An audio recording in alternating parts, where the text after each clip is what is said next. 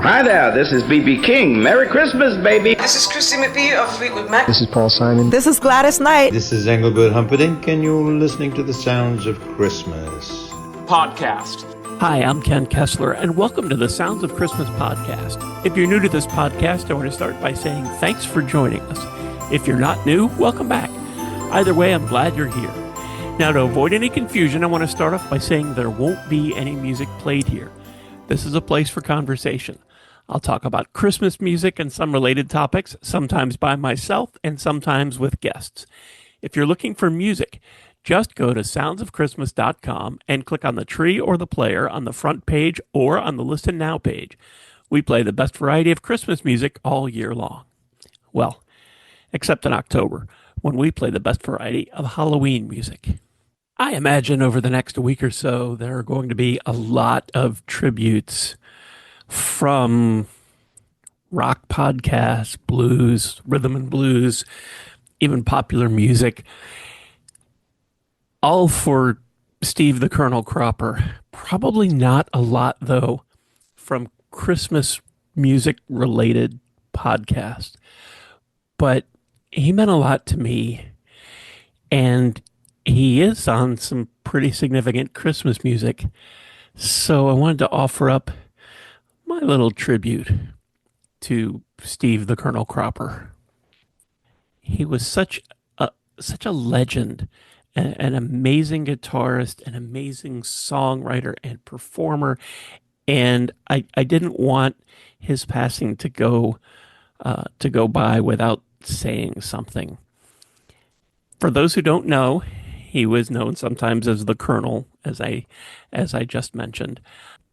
He was also a record producer in addition to being a guitarist and performer and songwriter. He was the guitarist for the Stax Records house band, Booker T and the MGs, which backed artists like Otis Redding, Wilson Pickett, Sam and Dave, Carla Thomas, Rufus Thomas, and Johnny Taylor. He also acted as the producer of many of those records and was later a member of the Blues Brothers band, which is how a lot of people at least put a face to the name. Rolling Stone magazine ranked him as number 36 on their list of the 100 greatest guitarists of all time, and he won 2 Grammy Awards and was nominated 7 times. Had 12 or 13 solo albums, but the solo albums were really not what he was known for. It was for all of the people that he worked with. Like Otis Redding. Steve Cropper was on all 7 of Otis Redding's albums from 1964 to the posthumous release of Dock of the Bay in 1968. In fact, there was an alternate version of Dock of the Bay that was released, I don't know, sometime in the last 15, 20 years. And it was an early take. And at the end, when there's the whistling, you can hear that the whistling is not great. And you hear somebody laugh and say, "You're never going to make it as a whistler." And that was Steve Cropper, who ended up doing the whistling for that take, for that song at the very end. He also performed on Wilson Pickett's records, including the exciting Wilson Pickett in 1966. That was Pickett's 3rd album.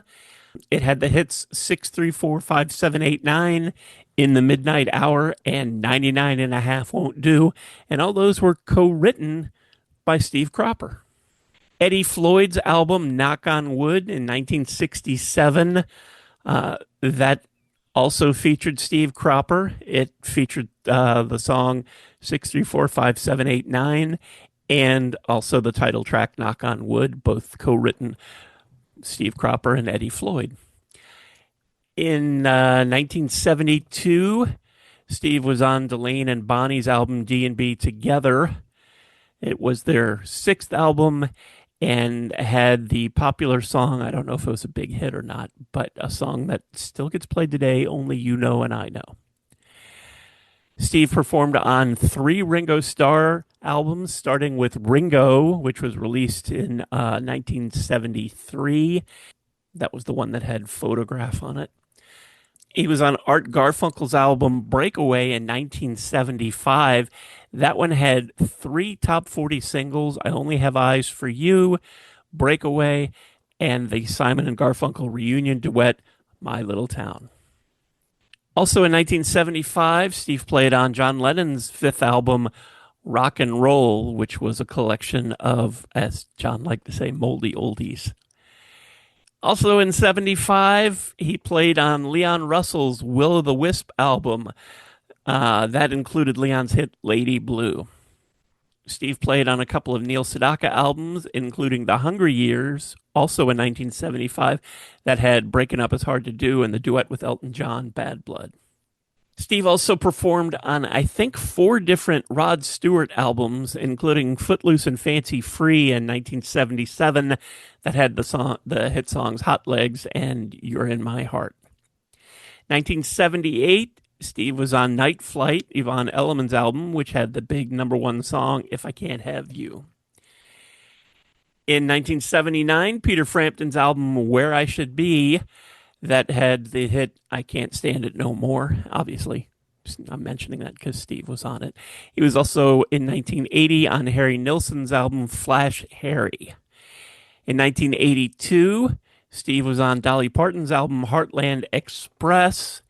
1988, he co-wrote the song My Barracuda with Jimmy Buffett, and also performed on the album that song was on, Hot Water. Steve was also on Roy Orbison's final studio album, Mystery Girl, in 1989. And also in 1989, he was on Southern Star from Alabama.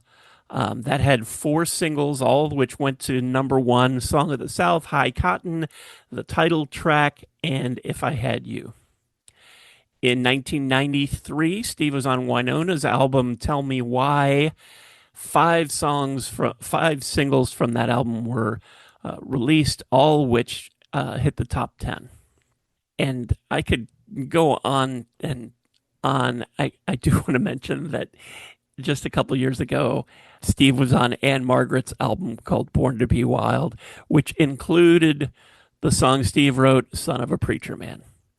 But the list of people that Steve Cropper performed with is just incredible, even more so than what I've already mentioned.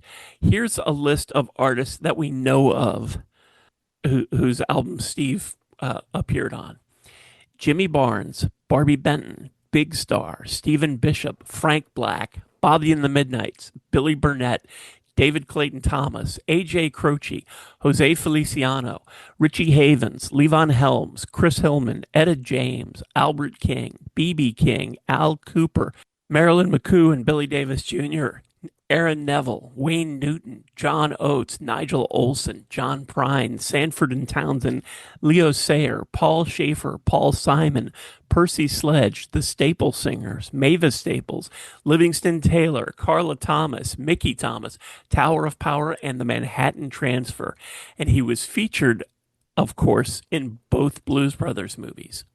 So that's all well and good, but this is a Christmas music podcast. So what about Christmas music? Not quite as extensive, but some definitely worth noting.